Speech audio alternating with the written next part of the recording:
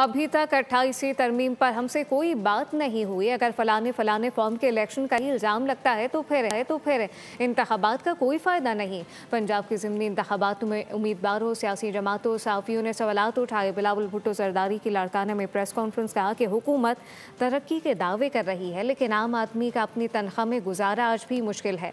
शहरी माशी सूरत हाल से खुश नहीं। PTI को इंतहा पसंदी की सियासत छोड़नी होगी। मोहतरमा शहीद का आखिरी पैगाम सियासी मुफाहमत था। मुफाहमत के लिए हुकूमती और अपोजिशन जमातों को अपना किरदार अदा करना होगा। उन्होंने कहा कि तरक्की में सिंध का दूसरे सूबों से कोई मुकाबला नहीं। सिंध में सबसे बेहतरीन सेहत का निज़ाम है। यहाँ बच्चों की अमवात की शरह सबसे कम है। वफाकी हुकूमत को अगर अपने ही मुआशी बहरान को एड्रेस करना है, और ख़ास तौर पे जो वफाकी हुकूमत की जो फिस्कल स्पेस की बात किया जाता है, तो उसमें एक अहम किरदार पब्लिक प्राइवेट पार्टनरशिप का हो सकता है और हुकूमत को इस पर गौर करना चाहिए।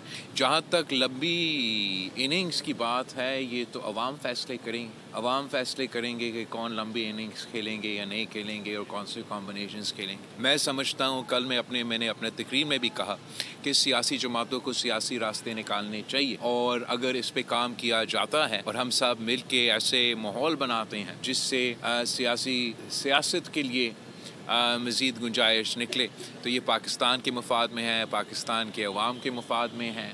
जो हमारे इश्यूज़ है, मुआशी मुश्किलात है, कौमी सलामती के सवाल है, ये इनके जो लॉन्ग टर्म हल है वो किसी एक जमात की लंबी इनिंग्स से नहीं, वो जेन्युइन पॉलिटिकल स्टेबिलिटी से कायम किया जाता है। और उस जेन्युइन पॉलिटिकल स्टेबिलिटी को कायम करने के लिए सारे सियासी क़ुव्वतों को सियासत में जो हमारे बड़े हैं उनको सोचने चाहिए कि हम कैसे और क्या इक़दामात उठाएं ताकि हम उस नतीजे पे पहुँचें।